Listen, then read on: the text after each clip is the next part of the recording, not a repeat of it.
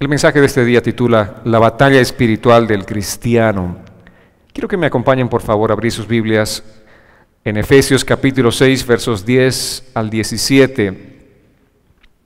Vamos a empezar a partir de este día un nuevo ciclo de mensajes.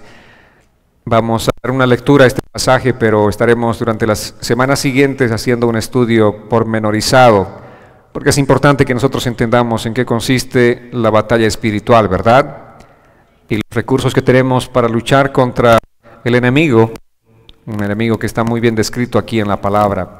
Efesios 6, 10 al 17, dice así: Por lo demás, hermanos míos, manténganse firmes en el Señor y en el poder de su fuerza.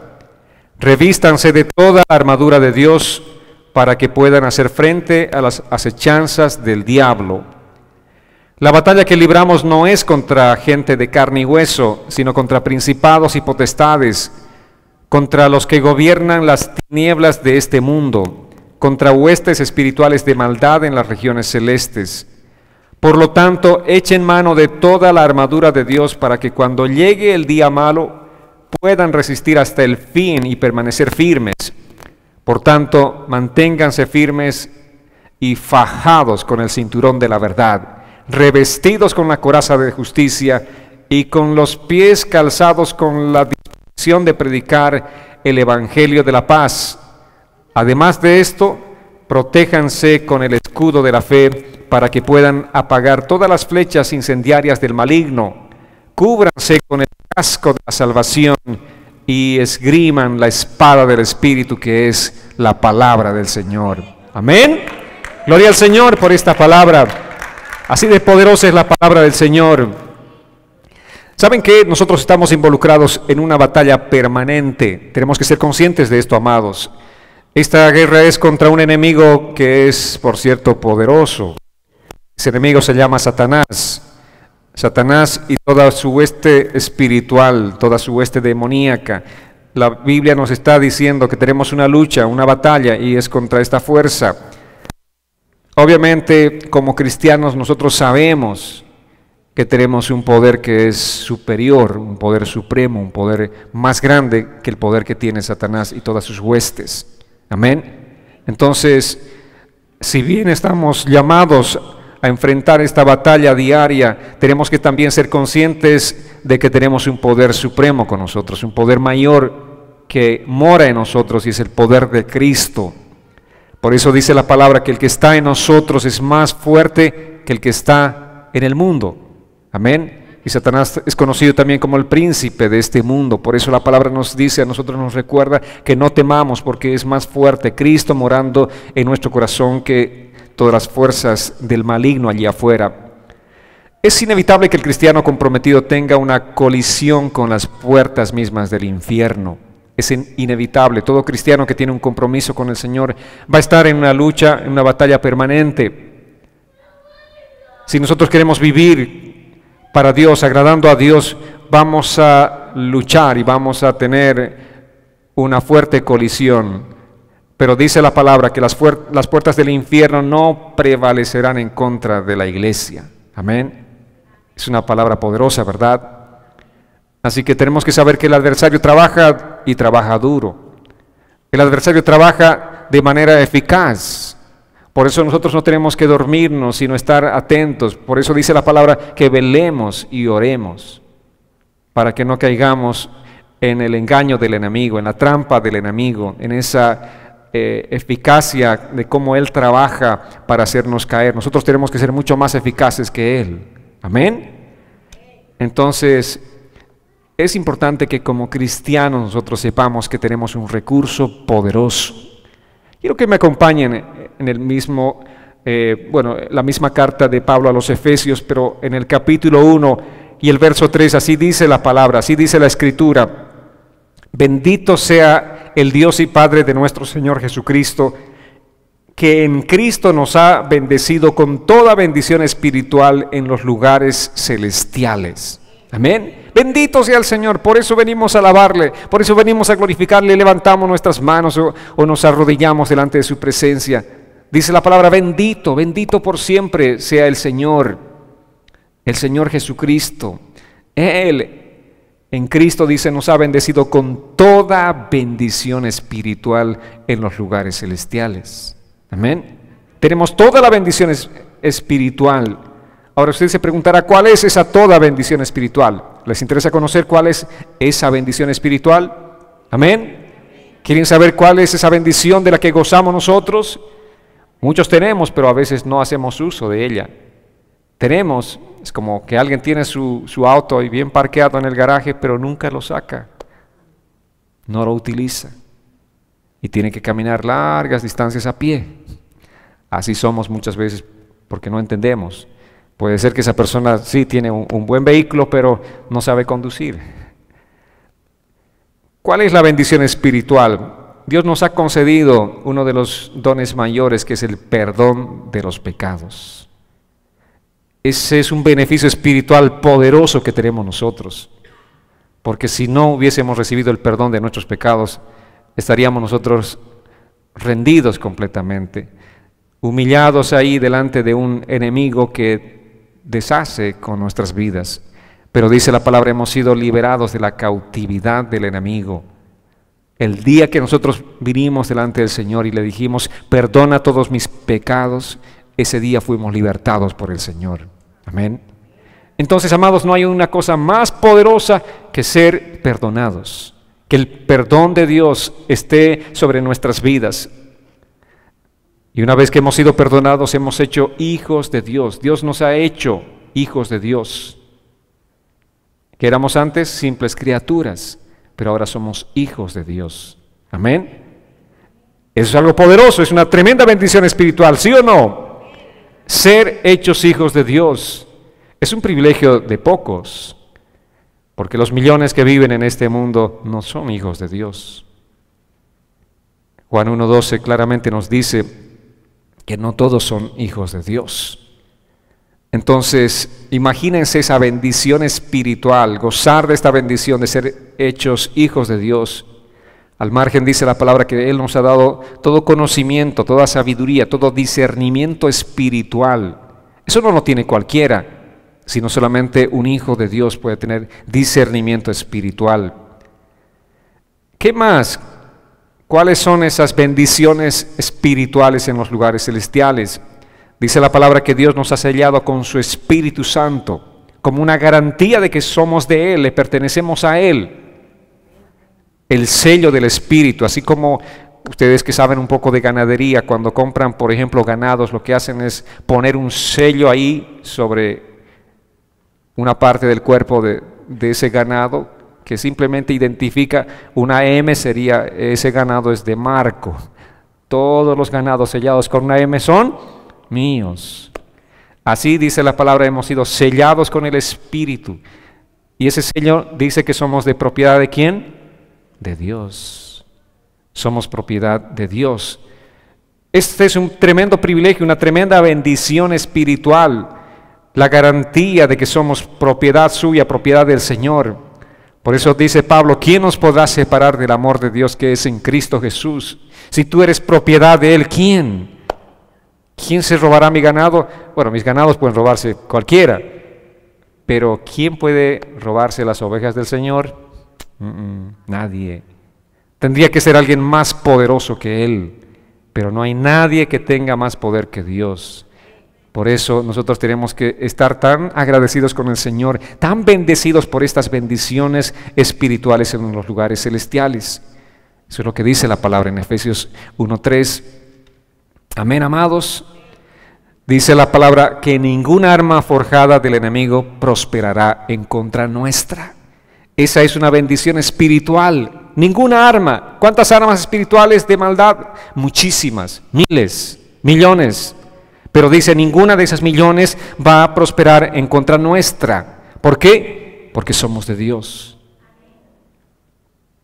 Estamos en Dios. Otra bendición espiritual es que el Señor nos ha concedido el poder de su Espíritu para hacer mucho más de lo que nosotros imaginamos. El poder del Espíritu Santo mora aquí. Desde el día que nosotros hemos nacido de nuevo, el poder del Espíritu Santo mora aquí en nuestro corazón. Es un poder glorioso, es un poder que todavía no lo estamos experimentando en la dimensión que tendríamos que experimentar. Pero es un poder grande, amados. Podemos hacer muchas cosas, no nosotros, sino ese poder que habita en nosotros. Cosas que ni siquiera imaginamos. Hay mucha gente, he hablado con muchos de ustedes ahí, que han pasado situaciones difíciles, muchos que me daban un testimonio y me decían, pastor, yo realmente no creía que podría salir de estas situaciones tan difíciles que he enfrentado en mi vida. Yo no pensaba que era capaz de enfrentar todo lo que enfrenté y salir victorioso o victoriosa como pude salir. Obviamente tú en tus fuerzas eras incapaz, no hubieses salido de ninguna de esas. Pero como la fuerza del Espíritu habita en ti, tú eres capaz de salir, tú eres capaz de vencer, tú eres capaz de enfrentarte a cualquier circunstancia y salir no solamente victorioso, sino como dice la palabra, más que victorioso en Cristo Jesús. Amén. Entonces, ese poder nos ha sido concedido, el poder del Espíritu Santo. En este mundo también nosotros representamos el poder de Dios, esa es otra bendición tremenda, una bendición espiritual. ¿Qué poder representamos? El poder de Dios. Dice la palabra, somos embajadores. Un embajador, ¿a quién representa? A su gobierno, a su país.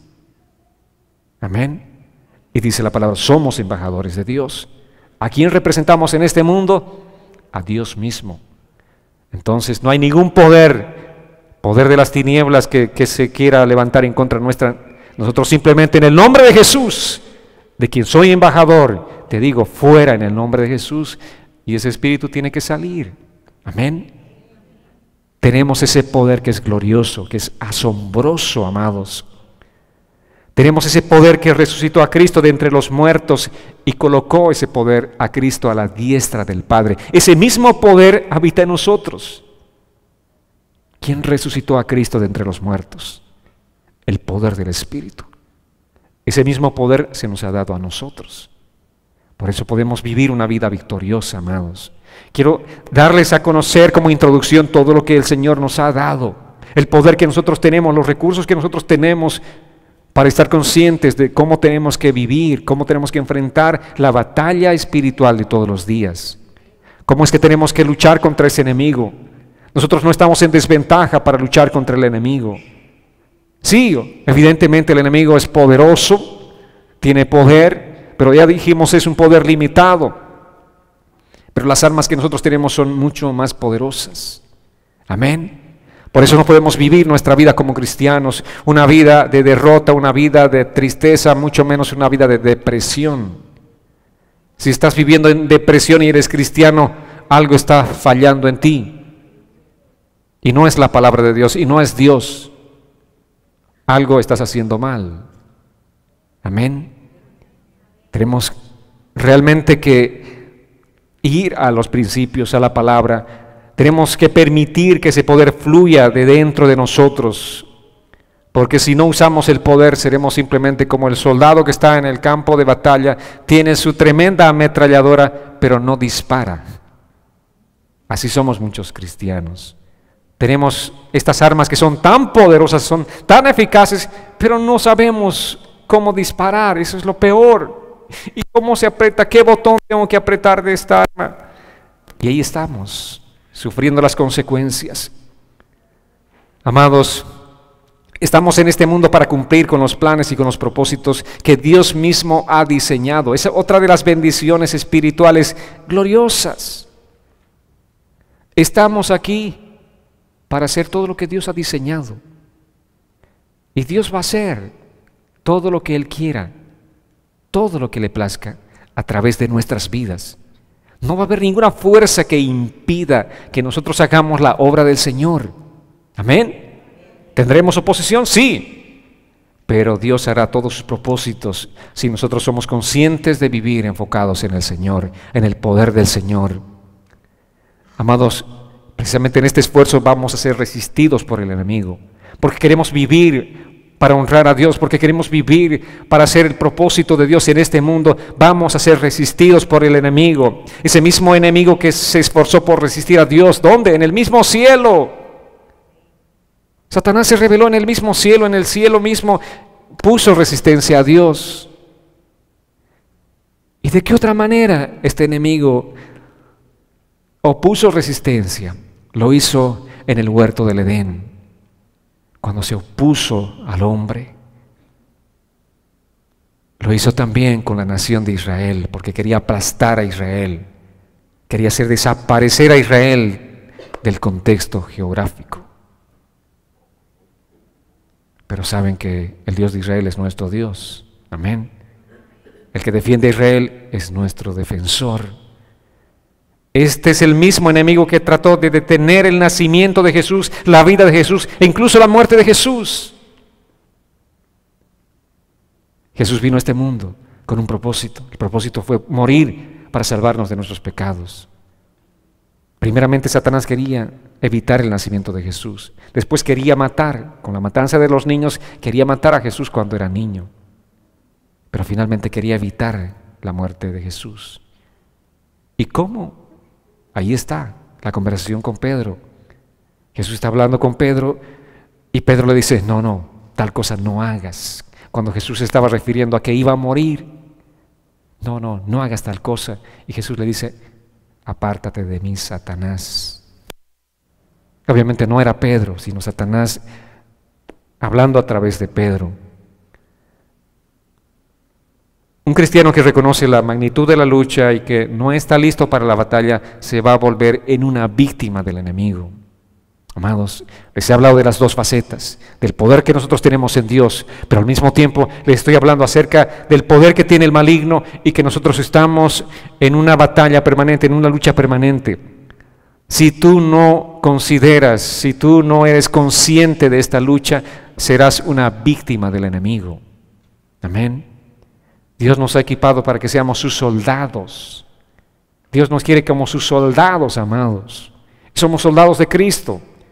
Y hemos cantado desde niños, ¿verdad? Somos soldaditos. ¿Recuerdan esa canción cuando iban de niños? Yo recuerdo. ¿Quiere decir que tengo buena memoria o...? Somos soldados de Jesús. Y un soldado no está ahí simplemente para hacer nada. No está para sentarse en las butacas. Un soldado está para ir a la guerra. Un soldado está para pelear. Un soldado es entrenado. Un soldado es capacitado. Y somos soldados del Señor y nosotros tenemos que ser, obviamente, capacitados para ir a esa guerra. Estamos en una guerra. Tenemos que ser conscientes de esto, amados. Debemos estar listos para la guerra. Debemos estar conscientes que tenemos una batalla espiritual todos los días de nuestra vida. Muchos están en medio de la guerra, solamente que no se enteraron que están en medio de una guerra, hasta que les llega una bala por acá y otra por allá, y están ahí medio heridos. Pero si fuésemos conscientes, nosotros estaríamos preparados, estaríamos bien equipados. Vamos a ver durante el mensaje de este día en qué formas el enemigo nos ataca, de qué forma Satanás nos ataca. La primera forma en la que el enemigo nos ataca o ataca al creyente es cuestionando la credibilidad de Dios. Él quiere que tú dudes de Dios, ese es su plan maestro. Quiere hacerte dudar de Dios. Lo hizo con Adán y Eva en el huerto. Génesis capítulo 3, verso 1 dice, así que Dios les ha dicho a ustedes que no coman de ningún árbol del huerto. ¿Qué está haciendo aquí Satanás? Cuestionando a Dios. ¿Con qué Dios les dijo? No, Dios. Él no es veraz en las cosas que dice. Su palabra no es veraz.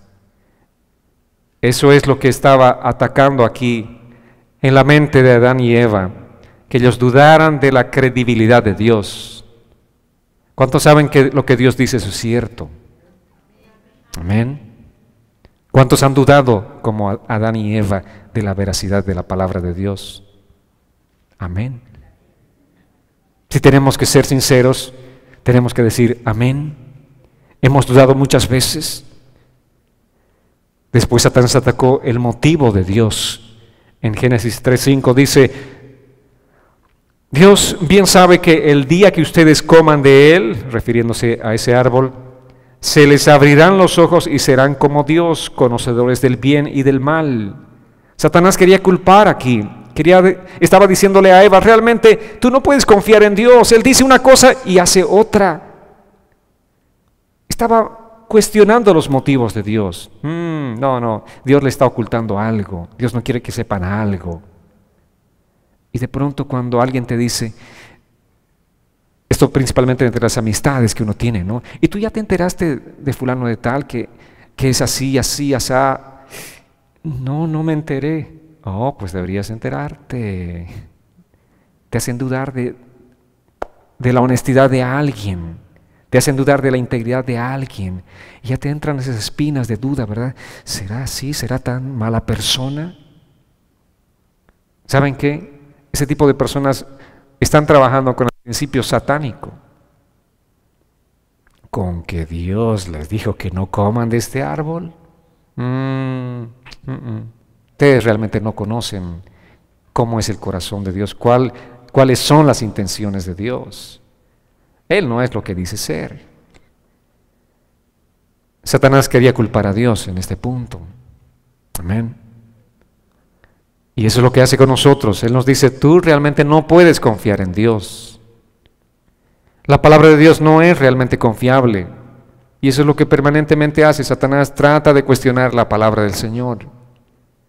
Él va a cuestionar todo el tiempo la veracidad de la palabra de Dios. Porque si tú niegas la palabra de Dios, lo haces a Él mentiroso. ¿Verdad? Si tú niegas la palabra del Señor, lo haces a Dios mentiroso. Vayamos a 1 Juan capítulo 1, verso 10, dice, si decimos que no hemos pecado, lo hacemos a Él mentiroso y su palabra no está en nosotros. ¿Qué dice la palabra? Que todos somos pecadores. Pero si tú dices, no, yo no. No, Él es el mentiroso, yo no. Dios es el mentiroso que dice que todos son pecadores, yo soy la excepción. ¿Alguno de ustedes son la excepción? Ninguno. Por lo tanto, la palabra de Dios es veraz, la palabra es cierta.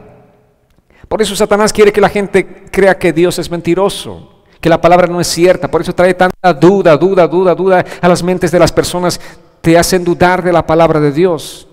Porque si tú dudas de su palabra, entonces dudas de la persona.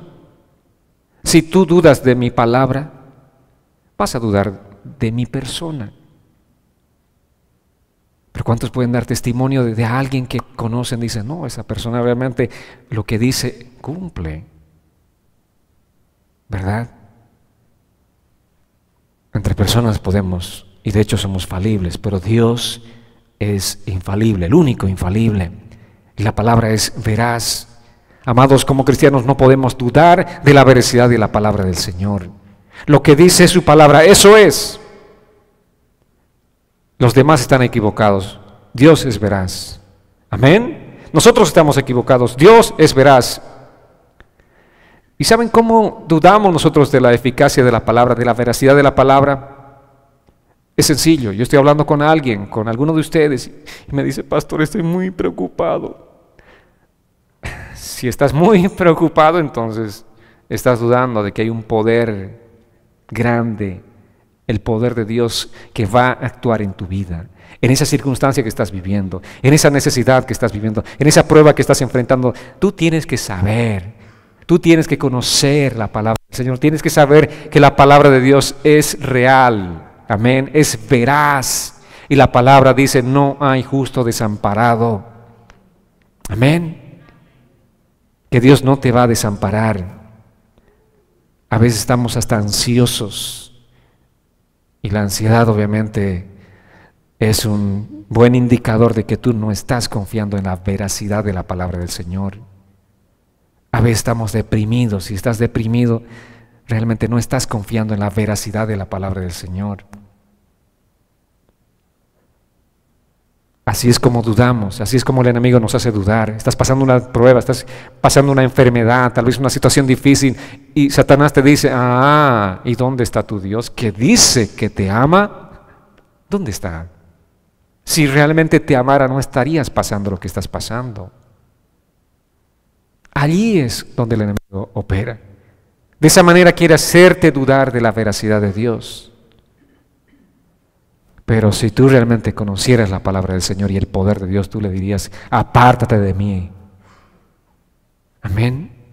El Señor, mi Dios, Él va a hacer la obra en mí. Él se va a glorificar. Él me va a levantar de esta situación. Dudamos de Dios cuando dudamos de su gracia. Dudamos de Dios cuando dudamos de su amor, cuando dudamos de su misericordia, cuando dudamos de su perdón. ¿Cuántas veces han hecho algo malo? Fueron delante del Señor, Señor, se pusieron de rodillas, perdóname, sé que hice algo malo. Oraron ahí, estuvieron tal vez minutos, horas incluso, Señor, perdóname, perdóname. Se levantan. ¿Será que Dios me ha perdonado? Y siguen viviendo con culpabilidad. Si tú le has pedido perdón a Dios, tienes que saber por la palabra. La palabra dice que Él es fiel y justo para perdonar todos nuestros pecados. Amén. Pero muchas veces dudamos, ¿será que Dios me ha perdonado? Si tú le has pedido perdón de corazón, por supuesto. Amén. Entonces el enemigo nos ataca de estas maneras, nos hace dudar de Él, de Dios, de su persona, de su palabra. Él también atacó a Pedro. Él hizo que dudara de la verdad de Dios. Vayamos a Lucas capítulo 22, versos 31 y 32. El Señor le dijo así a Pedro: Simón, Simón, Satanás te ha pedido sacudiros a ustedes como si fueran trigo, pero yo he rogado por ti para que no falte tu fe. Y tú, cuando hayas vuelto, deberás confirmar a tus hermanos. Simón Pedro, por si acaso. Ahí está este apóstol, este discípulo del Señor. ¿Sabes qué? El enemigo me ha pedido permiso para que te zarandee él. ¿Qué le dijiste, Señor? Yo le dije que sí, tienes mi permiso. Pero no creyó Pedro. Otro pasaje, otra circunstancia. Está Pedro y Jesús están conversando. Jesús le dice: hey Pedro, me vas a negar esta noche 3 veces, no solamente una. No, el Señor, cualquiera de estos discípulos tal vez te puede negar, pero yo, Pedro, ponle una firma a Dios, yo no te voy a negar. ¿Y qué pasó con este Pedro? ¿Qué pasó con esta promesa? Como Dios dijo, como Jesús le dijo. 3 veces antes que cante el gallo. 3 veces, no solamente una. Pero ¿cómo opera Satanás? ¿Cómo te ataca Satanás? Con autoconfianza. Él hace que tú te sientas realmente tan seguro de algo y dudas de la veracidad de Dios. Si Dios te está diciendo: prepárate porque es tiempo de batalla espiritual, tiempo de guerra, un tiempo difícil, ¿qué tienes que hacer? Prepararte. No puedes decir: no, Señor, sabes, cualquier situación, cualquier circunstancia, yo puedo vencer, Señor, yo voy a vencer. No. Tú tienes que ser consciente. Tú tienes que tomar en serio la palabra del Señor. Pero Simón Pedro no tomó en serio. Él simplemente confió en sí mismo, menospreció la palabra del Señor. Satanás atacó a Pedro poniendo esa autosuficiencia, y de esta manera él dudó de la veracidad de Dios, de la seriedad de la palabra del Señor. Y muchos cristianos también están dudando de la seriedad de la palabra del Señor. La palabra es realmente seria, amados. La palabra no es un chiste, es seria. Amén. Es realmente muy seria la palabra del Señor, pero nosotros dudamos de la seriedad de la palabra del Señor. La segunda manera como Satanás ataca es haciéndonos desanimar. Cuando Él te dice: ¿sabes qué? No vale la pena vivir la vida cristiana. En vano estás tratando de ser cristiano. La vida cristiana es difícil. Dices: no, ni te metas, ni te acerques a esa iglesia. No. Es difícil vivir la vida cristiana. Y empieza a poner, obviamente, el mismo enemigo, ¿no es cierto?, muchas dificultades en tu camino. Tú que quieres buscar al Señor, tú que amas al Señor, tú que estás ahí con ese corazón deseoso de buscar a Dios, empieza a ponerte dificultades hasta que le des la razón a Él y le digas: sí, Satanás, tenías toda la razón, es difícil, así que sigo mi camino, no voy más con el Señor. Así es como Él nos ataca. el desánimo. Y el desánimo se presenta de tres maneras diferentes. Uno es mediante una persecución extrema. A veces la persecución es difícil. Una de las vivencias que tenemos en la palabra del Señor es la de la iglesia primitiva, los primeros 3 siglos. 5 millones de cristianos murieron por su fe, porque la persecución que se desató en contra de ellos fue tenaz, fue terrible. La gente los aborrecía, los odiaba. ¿Por qué? ¿Cuál era su pecado? Haber confiado en Jesucristo, haber hecho de Jesús el Señor de sus vidas. Ese era su único pecado, por eso enfrentaron situaciones difíciles, una extrema persecución. Gracias a Dios nosotros no estamos viviendo ese tipo de situaciones, persecuciones tan extremas donde tengan que matarnos. En esta parte del mundo por lo menos no, pero sí sabemos que en Oriente Medio muchos cristianos están siendo sacrificados, literalmente. Están dando su vida por la causa de Cristo. Nuestra persecución extrema sería tener a gente que se opone contra el Evangelio, que se dieron cuenta que tú eres cristiano y te hacen la vida a cuadritos, te hacen la vida imposible. O en tu familia de pronto son tradicionalmente católicos, religiosos o de cualquier otra religión, pero te hacen la vida a cuadros. De todas las maneras te atacan. Ellos simplemente quieren algo, que tú puedas dejar esta fe que estás abrazando, la fe en Cristo Jesús. Hasta que no dejes, te van a hacer la vida imposible. Obviamente mucha gente se desanima cuando se enfrenta a esta situación de esta naturaleza, porque tus propios amigos, es tu propia familia, la gente de tu trabajo que desatan esa persecución contra ti. Así es como trabaja el enemigo. Pero muchas veces también trabaja mediante un desánimo menor, diríamos, una persecución menor que yo llamaría la presión de otros. Estas personas no son muy cortantes, no son muy rudas contigo, pero que sí están presionándote. ¿Presionar para qué? ¿O hacer qué? Hacer las cosas que antes hacías. Entonces algunos no quieren comprometerse con Dios por miedo a perder a sus amigos. No quieren salir del círculo en el que están. No quiero perder a mi amigo. Entonces, o es mi amigo o es Cristo. ¿Qué hago? Ahí están muchos. Muchos dicen, no, es difícil seguir al Señor. Lo dicen en este sentido. Realmente no quiero perder la amistad que tengo, mis amigos que tengo, el círculo que tengo. Tienen miedo a perder la aprobación de sus amigos o de su propia familia. Pero dice la palabra en 2 Timoteo capítulo 3, verso 12. Todos los que quieran vivir piadosamente en este siglo padecerán persecución. Ya sea una persecución mayor o una menor, todos van a padecer persecución. Amén. ¿Y ese todos los involucra a ustedes y a mí? Sí. En ese todos cabemos todos. Si tú quieres vivir una vida realmente consagrada a Dios, una vida, como dice la palabra, piadosa, una vida recta delante del Señor, vas a recibir persecución. Vas a ser de alguna manera perseguido. Eso es lo que dice la palabra del Señor. Ahora, obviamente, por temor a esta palabra, este versículo de la Biblia, muchos no quieren vivir una vida de compromiso con el Señor. Entonces su vida es, dicen, normal. Yo soy como todos los demás. Yo actúo como Raimundo y todo el mundo. Hago lo mismo que todos los demás. Entonces, si yo actúo como todos los demás, no hay una diferencia entre los demás y yo, ¿verdad? Si no hay diferencia entre las tinieblas y la luz, entonces quiere decir que no hay luz.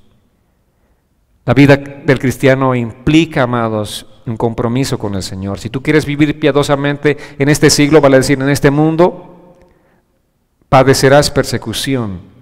Porque a la gente le desagrada que alguien sea un cristiano que crea en el Señor firmemente. Le desagrada. Eso es algo que no le gusta a la gente. Entonces por eso viene la persecución. Una tercera manera es que Satanás trata de atacarte haciendo que parezca fácil la vida cristiana. ¿Entienden lo que quiero decir? Como te dicen, no, la vida cristiana realmente es sencilla, es fácil. Es el otro polo. de la persecución extrema. Entonces todos podemos ser cristianos. Sí, es lo más sencillo, ¿no? Todo lo que tienes que ir, asistir a la iglesia los domingos y listo.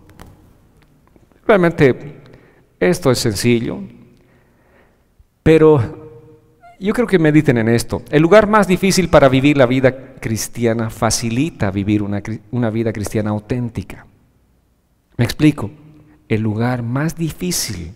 ¿Cuál sería, geográficamente hablando, en este mundo? ¿Cuál sería el lugar más difícil? ¿Dónde quisieran ir a ustedes? ¿A qué país de este mundo a vivir su vida cristiana auténtica? Donde realmente demostrarían que son cristianos de verdad. Quisieran irse a uno de esos países musulmanes, por ejemplo. Quisieran ir a un país como China a vivir, a predicar el Evangelio. Ahí sí se facilita vivir el cristianismo, porque allí o eres o eres. En esos países no hay espacio para que seas medio del mundo y medio de Dios, jugando entre Dios y el mundo, un pie aquí, un pie allá. Allí no, o eres o eres. Si eres cristiano ya estás identificado, marcado por la sociedad. Y bueno, prepárate para el día de tu sacrificio, que puede ser muy cercano. Entonces es fácil vivir la vida cristiana en un lugar donde existe mucha persecución, porque ahí realmente no hay lugar para juegos. Allí simplemente hay espacio para que tú te identifiques plenamente con Cristo. Pero ¿saben dónde es más difícil vivir la vida cristiana? En el lugar más fácil. Vale decir, en un lugar como este país, como Estados Unidos. Es tan fácil ser cristiano, porque todo el mundo es cristiano. Dice todo el mundo ser cristiano. Es popular ser cristiano. Uno dice aquí, un político conocido dice, yo soy cristiano. El otro dice, yo soy cristiano. Todo el mundo son cristianos, wow.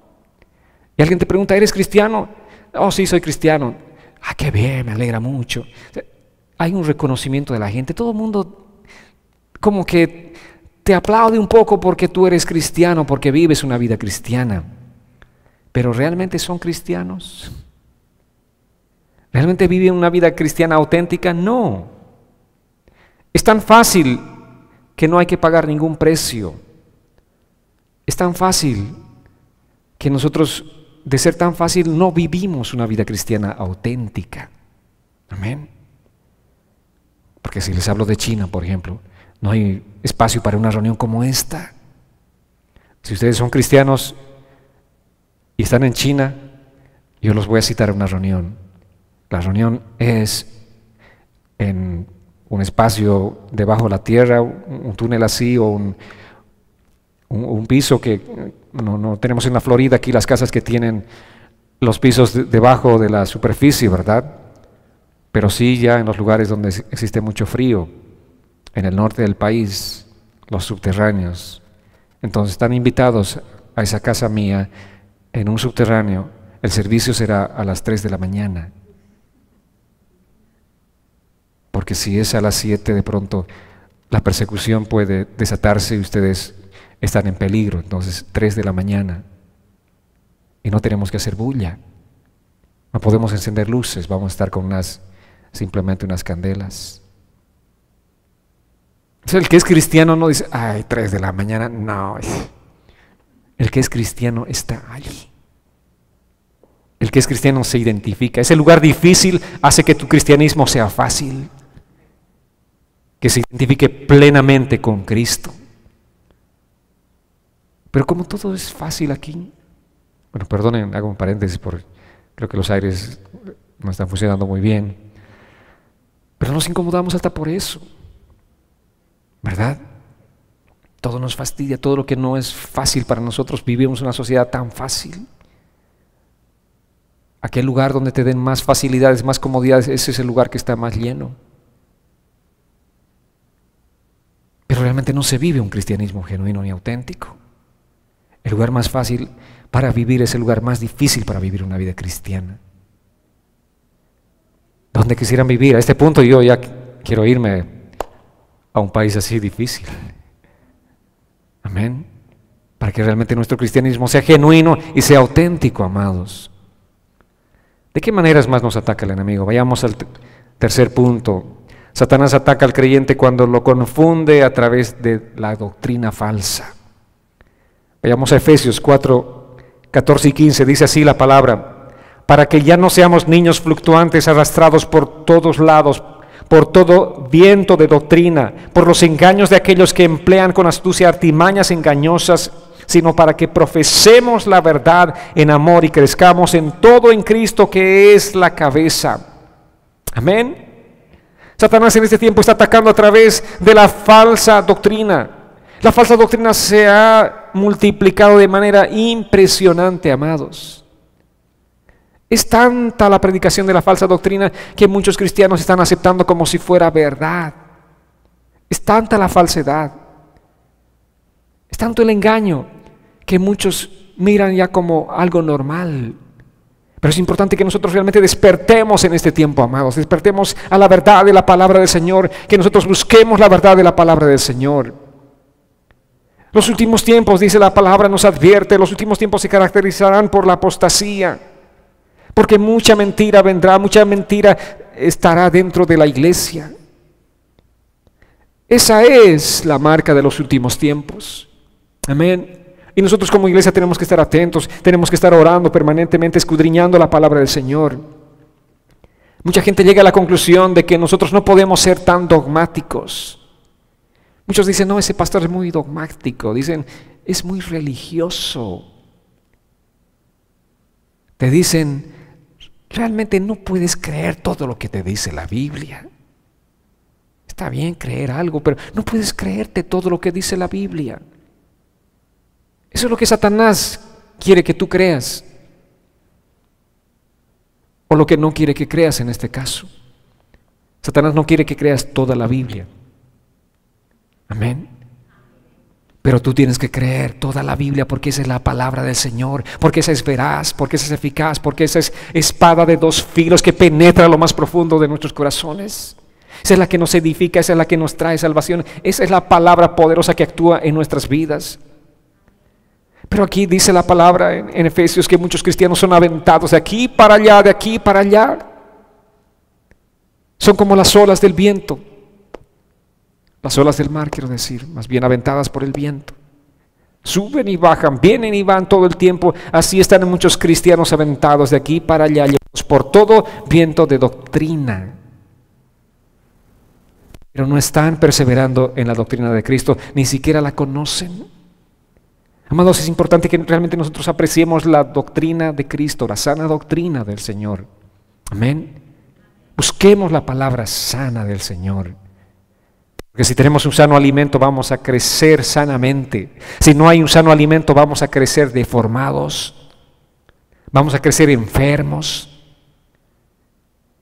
La cuarta manera como el enemigo ataca es queriendo estorbar nuestro servicio a Cristo. Él quiere detener tu servicio eficaz.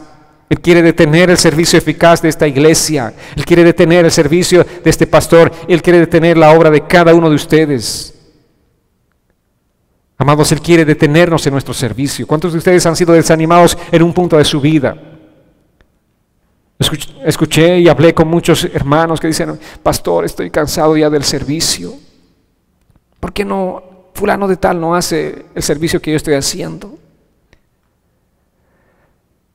Eso es lo que Satanás quiere, que tú te canses de servir al Señor. Y es lo que muchas veces también me sugiere a mí. ¿Qué haces tanto tiempo gastando tu vida? Pero no. Dice la palabra que nosotros somos como aquel hombre que puso su mano sobre el arado y ese hombre no vuelve para atrás. Mira simplemente adelante. Amén. Amados, que nada detenga nuestro servicio al Señor. Ustedes que sirven en esta iglesia, no le sirven al pastor. Gracias a Dios, no le sirven al pastor. No le sirven a la iglesia, le sirven a Dios. Amén. Nuestro servicio es a Dios. Y el enemigo va a querer desanimarles de muchas maneras para que no sirvan a Dios, para que se cansen. Saben, es un privilegio servir al Señor. Es un tremendo privilegio. Yo no quisiera soltar este privilegio. No quisiera que nadie más me arrebate este privilegio. Y eso es lo que cada uno de nosotros tenemos que tener en cuenta, que nadie me arrebate. Si me han dado el privilegio de sentar a la gente, ese va a ser mi servicio y allí voy a estar firme. Porque no hay diferencia entre el sentar a la gente y entre el predicar. Es lo mismo para el Señor. Dios no hace diferencias. Dios simplemente quiere gente sirviendo. Amén, amados. Les animo a servir. Les animo a involucrarse. Pero Satanás va a querer detener tu ministerio, tu servicio. Va a traer desánimo, va a traer cansancio. Vas a decir, oh, tanto tiempo que llevo sirviendo. ¿Saben qué? Si estamos sirviendo es porque tenemos vida. Y si tenemos vida es porque el Señor nos las ha regalado. Si estamos sirviendo es porque tenemos salud. ¿Y quién nos regaló esa salud? Dios. Dios, nuestro maravilloso Padre, Él nos regaló esa salud. Y lo vemos a lo largo de la palabra. En el Antiguo Testamento, por ejemplo, trató de estorbar a aquellos que fueron profetas de Dios. También trató de estorbar al mismo Señor Jesucristo. Veamos un pasaje a propósito. En 1 Tesalonicenses capítulo 2, versos 18 y 19 dice, por lo tanto, quisimos ir a verlos, y yo mismo lo intenté varias veces, pero Satanás nos lo impidió. Porque ¿cuál es nuestra esperanza o gozo delante de nuestro Señor Jesucristo? ¿De qué corona puedo vanagloriarme cuando Él venga si no es de ustedes? Pablo dice, yo quise ir donde ustedes, pero Satanás me lo impidió.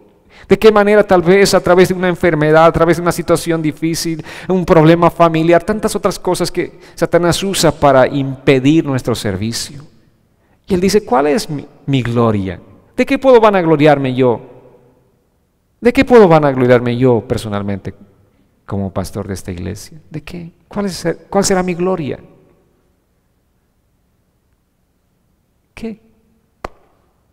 Es un honor realmente servirles a ustedes. Amén. Es un honor. Y Pablo dice, ustedes son mi gloria. El servirles a ustedes.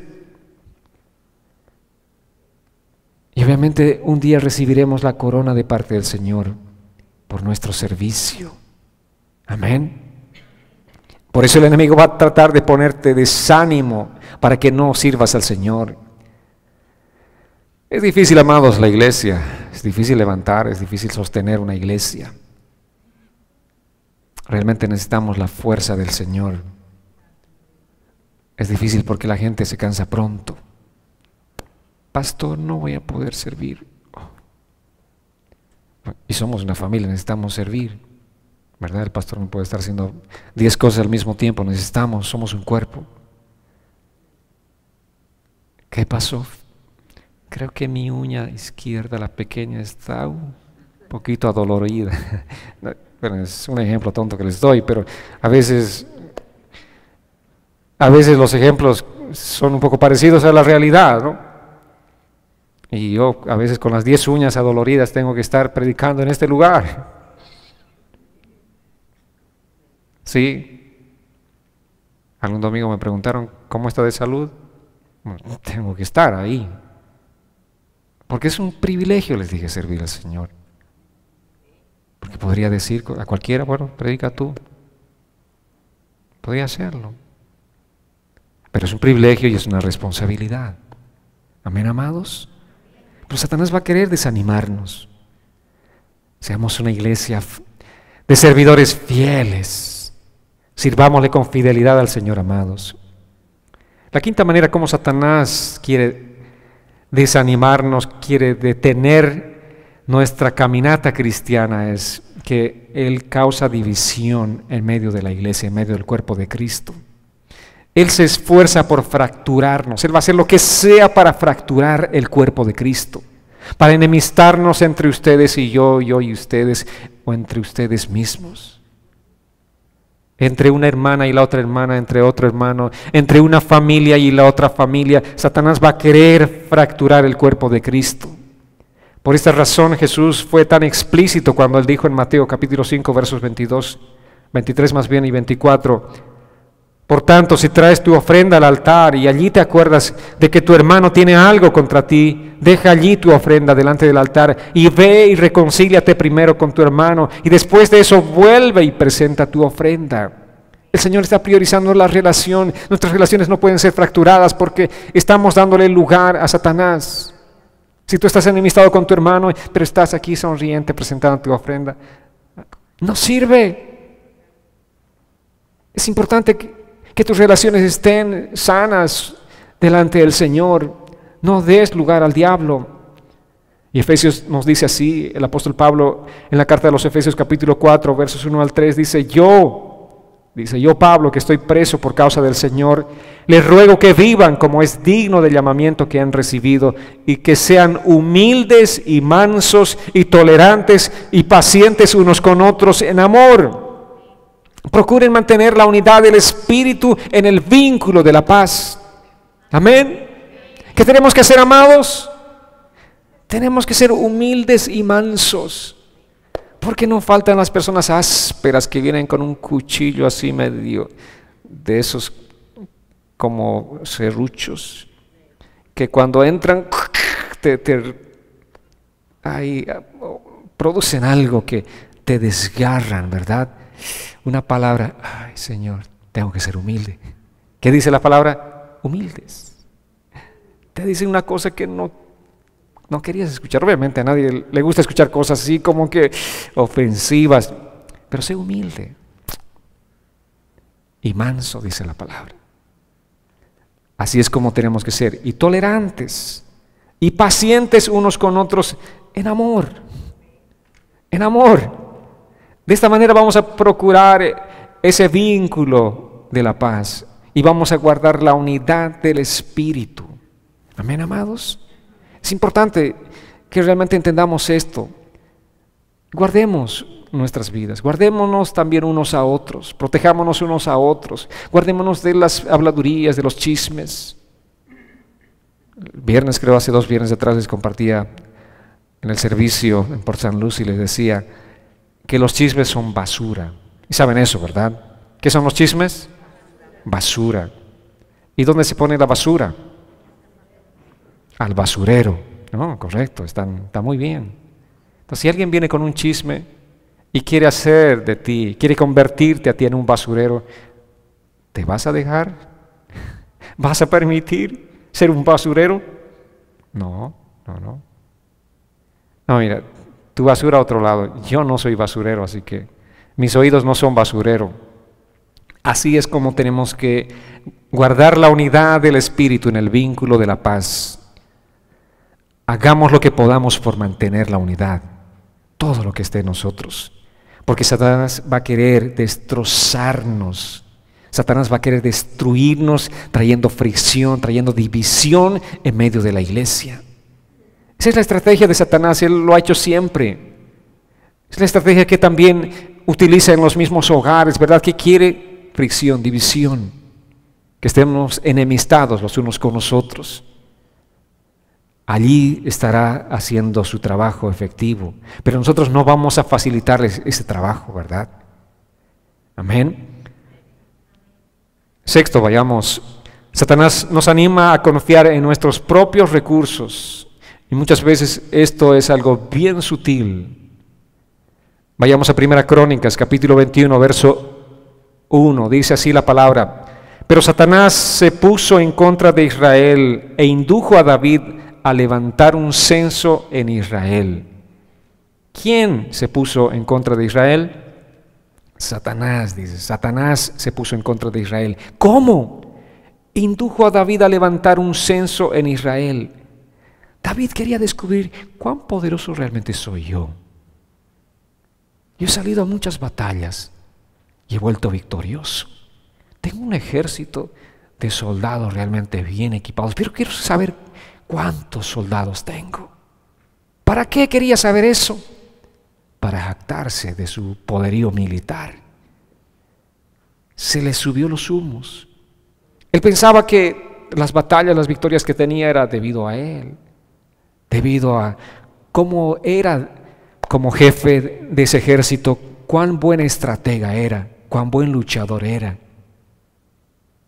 Eso es lo que quiso saber él. Para eso quería el censo. Y veamos la respuesta de Dios.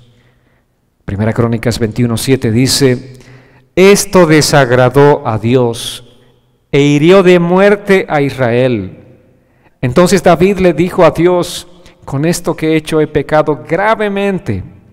Te ruego que perdones a este siervo tuyo por su maldad, porque he actuado sin pensar. Con necedad. ¿Cómo actuamos nosotros? ¿Por qué hiciste eso? Ay, pastor, es que actué sin pensar. Sí. Ese es el problema, que actuamos sin pensar. Actuamos impulsivamente. Hacemos lo que se nos viene en ese momento a la cabeza. Y amados, tenemos que tener cuidado de esto. David quería descubrir realmente qué tan fuerte era él. Y entonces empezó a contar a los soldados.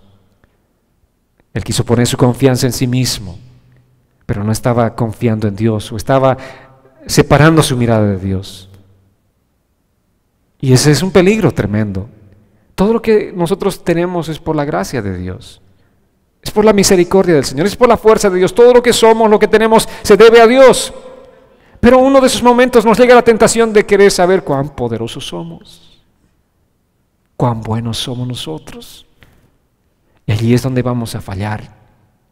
Satanás quiere hacer creer simplemente que los creyentes pueden enfrentar problemas solos. Entonces su vida de oración ya se vuelve totalmente ausente. Yo ya sé la palabra, ya. ¿Cuántos años he ido a los estudios bíblicos? Ya, suficiente. Ya lo sé todo. No, ¿para qué más? Ya soy un cristiano maduro. Eso es lo que Satanás quiere hacerte creer, que tú lo puedes todo. Que puedes enfrentar las cosas por ti mismo, pero jamás nosotros vamos a poder enfrentar las cosas en nuestras propias fuerzas. Amén. Si sabes más de la palabra, ese conocimiento de la palabra te lleva todavía a una mayor dependencia de Dios. Cuanto más conoces de Dios, estás más humillado delante del Señor. Cuanto más conoces de la palabra del Señor, eres más dependiente de Dios. Dices: Dios, no soy yo. ¿Verdad? Todavía cuando eres un cristiano joven, estás entusiasta, piensas que tú eres. He orado este día por alguien, se sanó. Qué bueno que soy. ¿Te lo crees? Pero a medida que vas conociendo más a Dios, dices: Dios, solamente esta es tu gracia, tu misericordia.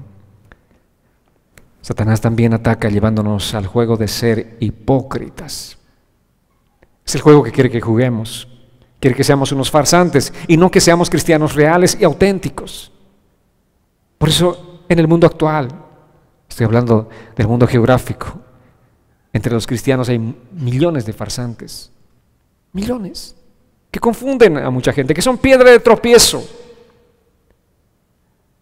Que dicen ser cristianos, que dicen ser espirituales, pero simplemente todo es una máscara. Eso es lo que quiere Satanás, que seamos unos enmascarados. Eso significa ser hipócrita, aquel que lleva una máscara, que no es lo que realmente es. Podemos ponernos una máscara de espiritualidad dejando que todos piensen: ay, qué buen cristiano que es. Pero tú sabes aquí adentro que no eres un buen cristiano. Tú sabes que no estás dando un buen testimonio. Tú sabes que tu relación con Dios no está bien. Y nos enmascaramos también que no enfrentamos el problema real. ¿Saben qué? Nosotros tenemos que realmente enfrentar las cosas como son. Porque eso es lo que interesa, que el problema salga a flote. Si yo tengo un problema, tiene que salir ese problema a flote. No puedo estar tratando de esconder, que nadie sepa, que nadie mire que tengo un problema. Si tengo un problema, que salga, que mejor si antes posible, ¿verdad? Y no le vayas a decir al pastor, tal vez el esposo a la esposa o la esposa a la esposa: ni se te ocurra mencionarle esto al pastor. ¿Por qué? ¿No quieres que salga a flote eso? El pastor te va a condenar. Dios te va a condenar. No. Pero es importante ser confrontados con nuestros problemas para que seamos libres de esas cosas que nos atan. Amén. Es importante, amados. Dejemos a un lado ese juego de las máscaras. Es hipocresía y Satanás quiere llevarnos a eso. Esa es una forma como nos ataca a nosotros como creyentes. Veamos el contexto de Hechos, capítulo 5, versos 1 al 4, nos habla acerca de una pareja, Ananías y Zafira. Dice, pero un hombre que se llamaba Ananías, junto con Zafira su mujer, vendió un terreno y con el consentimiento de ella sustrajo algo del dinero que recibió. Así que llevó solo una parte y la entregó a los apóstoles. Entonces Pedro le dijo, Ananías, ¿por qué le permitiste a Satanás que entrara en ti para mentirle al Espíritu Santo y sustraer parte de tu dinero? ¿Acaso el terreno no era tuyo? Y si lo vendías, ¿acaso no era tuyo el dinero? ¿Por qué decidiste hacer esto? No has mentido a los hombres, sino a Dios. ¿Cuál era el contexto de este hombre? Vendió un terreno. En aquel tiempo muchos de los que poseían, tenían posesiones materiales, vendían, por ejemplo, sus terrenos y daban a la iglesia. Daban lo que ellos consideraban que podían dar. En este caso, Ananías y Zafira dan, dice, mire pastor, traje aquí, usted sabe que tenía un terrenito, valía $100,000 y bueno, aquí está, estoy trayendo los $100,000 para que el pastor le diga, oh, qué bien, qué bendición, mira que, vamos a orar por ti. No, ese terreno no valía 100,000, valía 200,000 y vendió en 200,000 y le hizo creer al pastor que era 100,000. ¿Cuál era la necesidad? ¿Acaso el terreno no era tuyo? Y vendido el terreno, ¿acaso el dinero no era tuyo? ¿Para qué tienes que decir vale 100,000 si realmente lo vendiste en 200,000? Estás jugando a ser hipócrita y no le estás mintiendo al pastor, le estás mintiendo al Espíritu Santo. ¿Y cuál fue el final de estos hombres, de esta pareja? Murieron al instante. Y dice, sobrevino el temor sobre la iglesia para no estar jugando a los hipócritas. Y la iglesia fue temerosa del Señor. Si ahora nos pasara lo que les pasó a Ananías y Zafira, les aseguro que nos quedamos sin iglesia. Pero Satanás quiere llevarnos a eso. Una forma, también como Satanás nos ataca, es haciéndonos conformar al molde de este mundo. Por eso estamos enfrentando también otra crisis en este momento en la iglesia a nivel general, que es la crisis de la iglesia mundana. ¿Qué tenemos? Una iglesia mundana. Y Dios dice claramente, Jesús advirtió, 1 Juan 2:15 dice, no amen al mundo ni las cosas que están en el mundo. Si alguno ama al mundo, el amor del Padre no está en él. Pero ¿qué tenemos en este tiempo? Una iglesia totalmente mundana. Ya no hay una diferencia entre ir a una discoteca e ir a la iglesia. No hay una diferencia entre una cristiana y una no cristiana, en su forma de ser, de vestir, en todo. Y eso es impresionante, amados. Y nosotros no podemos caer en esa tentación del enemigo. Amén. Esa es nuestra lucha espiritual. Estamos identificando este día al enemigo. ¿De qué manera Satanás nos ataca? Finalmente, Satanás nos induce a desobedecer la palabra de Dios. Dios es moral y Él estableció una ley moral. Cualquier acto contra la ley de Dios es inmoralidad. De pronto nosotros tenemos conciencia. ¿Saben qué es inmoralidad? Pensamos simplemente en lo sexual. Todo lo sexual ilícito, eso es inmoral, decimos. ¡Ay, qué inmoral que se metió con la mujer de su prójimo! Sí, obviamente es inmoral. Pero también es inmoral el que miente. También es inmoral el que chismosea. También es inmoral todo aquel que comete infracción contra la ley de Dios. Porque Dios es moral. Sus leyes son morales. Cada vez que nosotros fallamos, pecamos, cada vez que desobedecemos la palabra, estamos siendo inmorales. Amén. Marcos 4:15 dice, algunos son como los sembrados junto al camino. En ellos se siembra la palabra, pero enseguida, después de oírla, viene Satanás y les arrebata la palabra sembrada en su corazón. No es que no conocen la palabra, no es que son inmorales porque no conocen la palabra, conocen, pero ¿qué pasa? Satanás te roba. Satanás te dice, no, no le creas todo lo que dice. No, no seas tan fanático. No seas tan exagerado. Así es como Satanás opera, amados. Debilitando al cristiano, dificultando su vida cristiana, confundiéndolo con falsa doctrina, estorbando su servicio, causando división, llevándolo a confiar en sus propios recursos, llevándolo a ser un hipócrita o a ser un mundano y finalmente un desobediente a la palabra del Señor. Así es como Satanás ataca. Esa es nuestra lucha espiritual. ¿Qué vamos a hacer en este tiempo? Vamos a levantarnos contra toda arma forjada en contra nuestra. Amén. Amén, iglesia. ¿Están dispuestos a ponerse en pie? Bueno, hagámoslo físicamente en este momento, pero también espiritualmente nos pondremos en pie, nos levantaremos en el nombre del Señor y lucharemos contra toda arma forjada en contra nuestra, porque dice la palabra que esta arma no prosperará. Amén. Es un tiempo de fortalecernos en el Señor. Levántate, ponte en pie ahí, empieza a levantar tus manos y dile: Dios, aquí estoy, Señor, delante de ti.